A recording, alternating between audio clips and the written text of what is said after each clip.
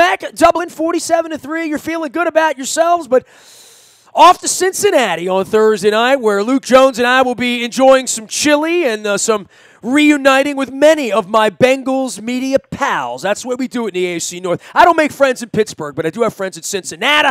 Dan Hoard is one of them. He is the play-by-play voice not only of the Bengals, but also the Bearcats, which makes Brad Jackson, amongst others, very happy around here. You can follow him at Dan_Hoard. That's Hoard, just like Leroy, the old running back here. You'll be in the booth on Thursday night. I guess it's good that we're up in the press box. We didn't have to play football on Sunday and have to come back and play on Thursday. I'll begin this by saying I'm sure it's going to be an awful sloppy game on Thursday night because they always are. The Ravens did only play sort of half a game on Sunday, resting a lot of guys, which gave me a chance, Dan, to move into the Ravens commissary there and watch a little bit of Bengals-Colts. Pretty good football game you guys had out in Indianapolis on Sunday, huh? Excellent finish for the mighty Bengals. They were down by 13 midway through the third quarter, outscored the Colts 24-0 the rest of the way, including 17-0 in the fourth quarter. And if you go back to last year for the Bengals, in their next to last game of the regular season, they were losing to the Lions with less than 5 minutes to go and won. Ravens fans know what happened in the final game of the year. They were losing with less than a minute to go and won. And now they were losing going into the fourth quarter in Indianapolis and won. So that's 3 straight games going back to last year where they rallied in the fourth quarter to win. Well, in this particular case, I guess you feel like it was getting away a little bit. You're behind. Luck looked like luck, right? But, for the Bengals, I put the game on. They were behind. They started catching up and then made the big play at the end, made the big pick at the end when it looked like, Luck's done this before, come down the field at home and won a game in week 1. The Bengals have certainly surrendered that in the past. I think the Bengals and Ravens both have awakened a little bit here in the offseason, and I know Marvin is very maligned outside of Cincinnati. I know Joe Flacco is very maligned outside of Baltimore at this point. They meet on Thursday night for the whole world to see. I think the world's going to see a better version of these two teams than maybe what we've seen the last couple of years. Couldn't agree with you more. And in the Bengals case, they didn't just tweak things in the offseason, which is their historical way to approach things in the offseason. They blew them up. And I'm sure people scratch their heads saying, well, wait a second, they didn't fire Marvin Lewis after back-to-back losing seasons. What do you mean they blew things up? Well, they completely turned over the coaching staff. There are 6 new assistant coaches on Marvin's staff, which is highly unusual for a head coach who's been in the same spot as long as he has. They made a big trade with the Buffalo Bills, moving down in the draft to pick up their left tackle, Cordy Glenn.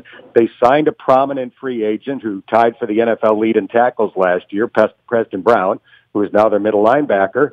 And they had a great draft, 11 picks. 2 of them are starting already and playing well. So it was a very positive offseason in Cincinnati. Well, the offensive line was such a problem, right? And I notice this every year. I mean, I see the Browns and their roster turns over every 24 months. The Steelers, there's a lot of stability there, but they will let guys walk. We're not going to see Le'Veon Bell anytime soon, I guess, at this point. But with the Bengals, it was such familiar faces from that era where every year the Bengals were winning divisions and playing and losing in the first week in January. We're all familiar with that. But those players, it felt like they were there a decade, all of them. And at one point, the offensive line all walked out the side door. And I think everyone felt the effects of that last year.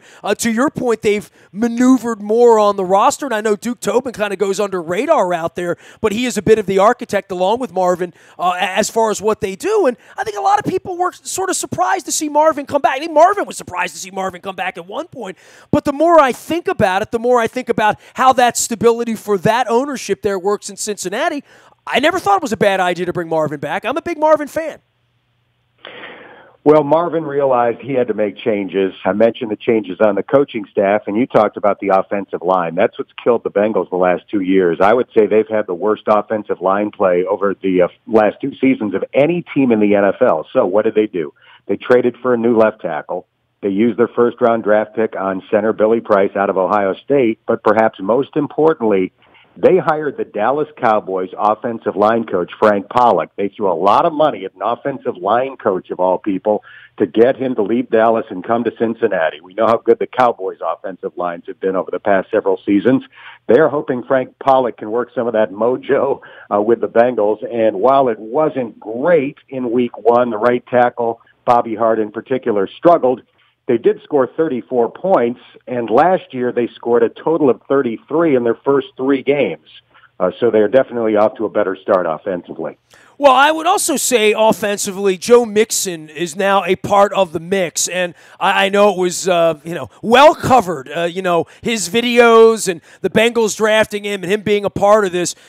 Certainly, him getting the ball and being the guy. We're going to see a lot of that on Thursday night. 17 carries for 95 yards in Week 1, 5 catches for 54 yards in Week 1. He had a 27-yard run, a 21-yard catch, and scored a touchdown. So he is definitely the focus of the offense these days. I guess it would be Joe Mixon and A.J. Green. But in the running game, it's probably going to be 80% Mixon, 20% Giovanni Bernard. And Joe Mixon is, without question, one of the most talented all-purpose running backs in the NFL. If he gets that much use, you are going to talk about him with guys like Le'Veon Bell and David Johnson because he's that good. Dan Hoard, the voice of the Cincinnati Bengals, joining us here. You can find him at Dan_Hoard. That's Hoard out on Twitter as well as on Thursday night. He'll be calling the action as we get out to Cincinnati. Luke and I will be there for all the chili, all the fun, and of course a nice weekend with Red Zone on Sunday. All of our WNST programming brought to you by our friends at King Discount Liquors, lottery, beer, booze, and the best prices in Baltimore. Get on out to Rosedale and give the King a ring. Also brought to you by Freedmont Mortgage. Make sure you are holding next Tuesday night. Alex Lewis, we're going to be doing a live radio show with him. We'll have some more details on that a little later on in the week after the Thursday night game, but circle next Tuesday. All of our live swabbings for the Bone Marrow Registry and for There Goes My Hero, brought to you by Freedmont Mortgage. Don't make a 30-year mistake by choosing the wrong lender. If you're buying or selling, you need Freedmont's education online. Go to Freedmont.com. For Cincinnati, Andy Dalton back in with high efficiency, yards, one pick, and obviously Andy Dalton has done this at a very, very high level. We talk about Joe Flacco being maligned. For the Andy Daltons and the Matt Ryans and the other guys who have a nude ring finger at this point, and certainly for Dalton who hasn't won a playoff game, maligned, but I don't know that we want to play him, and I don't know I want to see him throwing the ball to A.J. Green with no Jimmy Smith on the field Thursday night, Dan. Andy Dalton had the best passer rating of any quarterback in the NFL in the preseason. It was over 130. In Week 1, it was 109.7 in the win over the Colts. And if you ask Andy why he's performed so well so far this year, he will point to the offensive line. It's not just that he's not getting sacked much. He wasn't sacked at all in the preseason. He went down a couple of times against the Colts. But he's got time and space. He's not a tall quarterback. He's 6'2", so he can't have behemoths in his face and see anything. And like any quarterback, he wants to step into his throws, and he has been able to do that so far behind this offensive line. I think if they give him time and space, Andy's going to have a big year.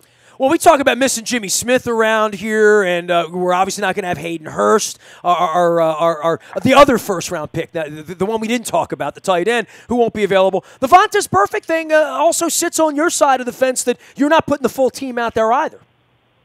Nothing new for Vontaze Burfict. It seems like he's suspended or injured for the first 3 or 4 games every season, and that is the case this year. He's suspended for the first 4. Last year, he missed 6 games due to suspension or injury, and the Bengals were 1-5 in those games. So when he is out, they're trying to steal wins in these first 4 weeks.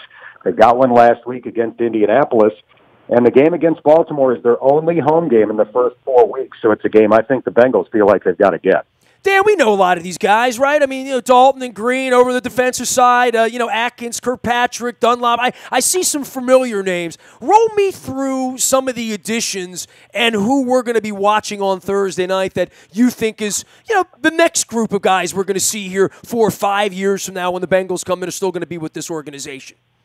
It's interesting, Nestor, because you mentioned some of those familiar names, and the Bengals do have kind of a familiar crew of guys that have been to the Pro Bowl. And yet, statistically, this is the second youngest roster in the NFL. Only the Cleveland Browns are younger by age. So the Bengals have really turned things over the past couple of years. If I was going to point out a few names that kind of stand out among the young core, Will Jackson would be the first one that comes to mind, cornerback number 22. I think he's blossoming into one of the best cover men in the NFL. Also on the defensive side, Carl Lawson, second-year defensive end. Only plays mostly in passing situations, obvious passing situations, but he is a heat-seeking missile as a pass rusher, led all rookies in sacks last year with 8.5. On the offensive side, didn't get to see John Ross much last year after he was the 9th pick in the draft. He only played 17 snaps all season because of injuries, but he's healthy now. He had a touchdown catch in week 1. He averaged nearly 30 yards a catch in the preseason. So the Bengals definitely have some young talent that's starting to stand out. Well, we're starting to see that with Smokey Brown here and the different receivers that we have complement for Flacco, and that's been as much. Flacco has been maligned. Well, no offensive line, no running game, injury, and bad wide receivers. That'll do it every time, Dan. But in the case of Ross, nobody was able to catch him, right? I mean, he's the fastest guy on earth and all of that. At some point, that's got to play its way onto the field, right? If he stays healthy, and knock on wood, he's been healthy so far this year. I'm kind of amused when I do shows like this in other cities. It seems to me that most of the hosts kill John Ross as if somehow he was a bust last year. He wasn't a bust. He was hurt. He had shoulder surgery. That's not a bust. That's somebody who was injured. And maybe they think because he's not the biggest guy in the world, he's going to be a huge injury risk. Well, maybe that's how it'll play out, but I'm not willing to make that conclusion after one injury-plagued season. And again, he's been healthy so far this year. He had a huge preseason and 1 touchdown catch so far in week 1. Well, we've seen for Flacco in the offense the difference with a Pitta, the difference with Ed Dixon, quality tight ends around here, even Owen Daniels at one point. Tyler Eifert is, sort of the missing guy always that much like a Todd Heap, when he's out there, he's a difference maker, but he spent long stretches injured. And in the case of Tyler Eifert, seeing him catch the football, I know he's going to be involved on Thursday night. And I know certainly we wear purple helmets around here. He's a pain in our ass when he plays, man. a pain in everybody's. Now, unlike John Ross, there is a lengthy history of injury with Tyler Eifert. He's played in approximately 50% of the games that he could play in his NFL career. But when he's out there, there's no time. Well, maybe Rob Gronkowski, but other than Gronk, there's probably no better red zone threat tight end in the NFL. The last time Tyler Eifert had a healthy season, he caught 13 touchdown passes. So the Bengals are kind of putting him on a pitch count so far this year. They're trying to avoid hits to the back after he had back surgery after 2 games last season. So they're putting him out there in a lot of third down and red zone situations. They've got 4 tight ends on the roster, so they don't need him to be out there every snap. They're trying to be smart about it, and he had a good game in week 1. Dan Hoard is our guest. You can follow him out on Twitter at Dan_Hoard. He'll be calling all the action on the Bengals radio network, along with Dave Lapham and some other pals we have out there in the Queen City. Luke and I will be arriving in Cincy on Thursday afternoon. You can follow along on Facebook, Twitter, LinkedIn, Snapchat. Of course, if there's any breaking news, you'll get that, and injuries out on the WNST text service. That's all brought to you by Coons Ford of Security Boulevard. And our coverage starts at 3 o'clock with Dennis doing the SSV from 3 until 5, getting you ready for game time. Last thing on the Bengals side, and then I'll maybe take you to the Colts a little bit after you've seen them.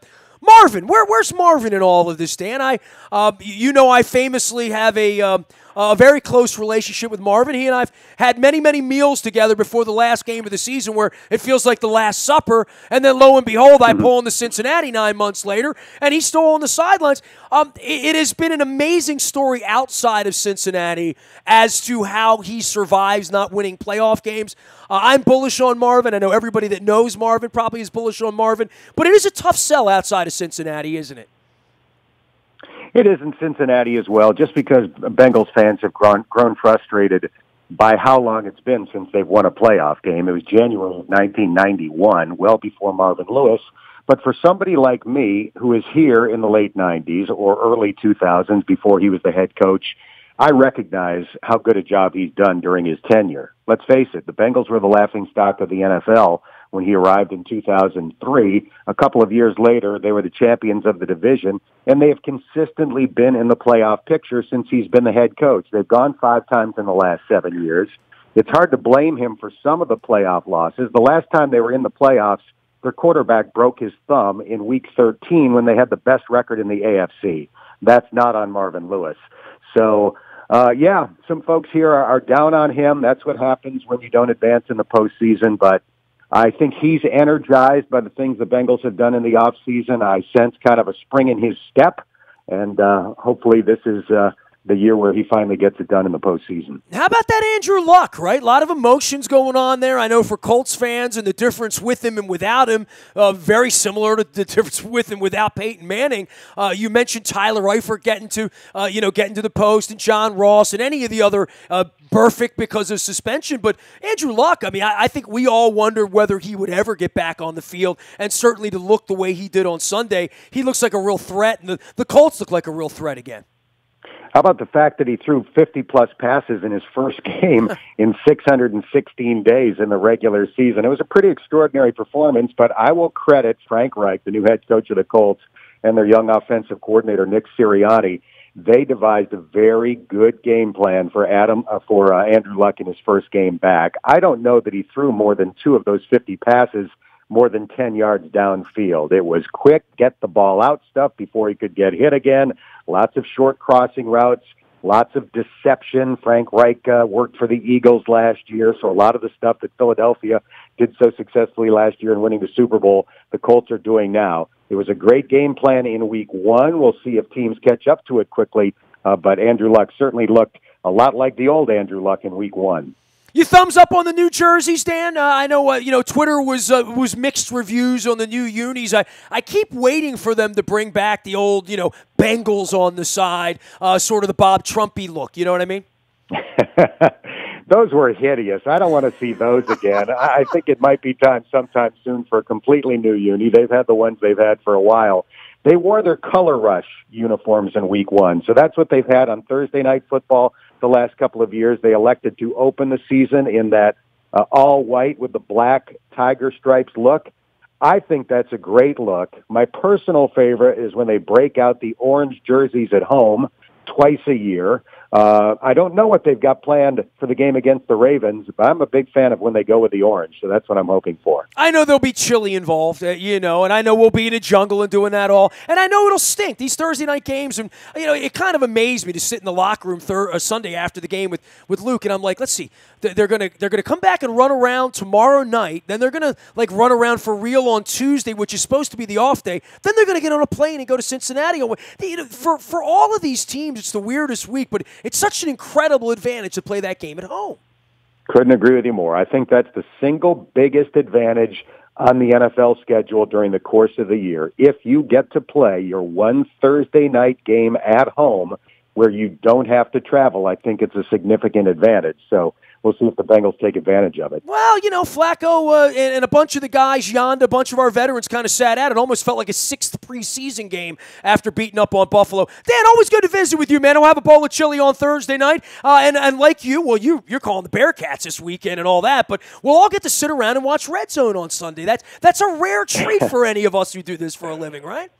Hey, I've got an exciting game to call on Saturday night. Are you ready for this? Go ahead. Cincinnati versus Alabama. A&M. Oh, the other Alabama, yeah. Well, that gives you a better chance to win, at least, right? Slight pause needed between the Alabama and the A&M. Hey, man, take care of yourself. Rest your pipes. 2 games in 3 days. But you're used to it. You're marathon, man. Dan Hoard, the voice of the Cincinnati Bearcats, as well as the Bengals. We'll be in the jungle on Thursday night. You can find him at Dan_Hoard. That's HOARD on Twitter. Dan, always a pleasure, man. Keep the city warm. We'll see you on Thursday, okay? You got it, Nestor. Thanks. You got it. We'll be down at Fountain Square. We'll be at WNST in Cincinnati. BuyAToyota.com. There, the audio vault there for you 24 hours a day, just like Les Nessman and the Turkeys and Howard Hesseman. Just find it on your mobile device. It's easy to find the BuyAToyota.com audio vault. Download the TuneIn Radio app. We too come in crystal clear from anywhere in the world, including Cincinnati, Columbus, Cleveland, anywhere you are, Akron. We're good in all parts of Ohio. We come in crystal clear at WNST.net. I'm on Facebook, Twitter, LinkedIn, Snapchat, Instagram, streaming live on our Facebook as well as our YouTube WNSTV channel. Our morning newspaper delivers to your email inbox each and every morning at 7 a.m. It's all brought to you by Planet Fitness at PlanetFitness.com, where it's still $10 a month to get in the best shape of your life. The Maryland Jockey Club also sponsoring our WNST morning newspaper. The entries for the week always up at WNST.net on our front page as well as in the WNST morning newspaper. Don't forget that the Francis Dash this weekend down at Laurel. Get down to see the new sports bar down there. It's fantastic. Get a crab cake. and the Maryland Million coming up on October the 20th at Laurel Park. Also got to tell you about our friends at Lee Tessier, Baltimore's premier realty team and the people I trust with my real estate transactions with over 50 years of experience helping local buyers and sellers just like you locating the finest properties and negotiating the best deals. That's what they do. Go to leetessier.com to learn more about that. Also, Royal Farms, real fresh, real fast. Make sure you're using the Royal Farms app when you're pumping your gas. You'll get your fried chicken, your Western fries, even your coffee free of charge. Make sure you're using the app, or you go old school and just get the ROFO Rewards card, keep it in your wallet, use that when you're pumping your gas at Royal Farms. ROFO, real fresh, real fast, and I'm going to be challenging Justin Tucker to a Baltimore Ease competition before it's all. Flacco gave him away. Flacco said Justin Tucker does a good Baltimore accent. I'm like, dude's from Austin, Texas. I'll hear his accent, and I'll up him a Dundalk. I'll up him a Middle River in Essex. So we'll see how that goes. Royal Farms, real fresh, real fast. I am Nestor. We are WNST.net, AM 1570 and WNST Towson, Baltimore. And we never stop talking Baltimore sports.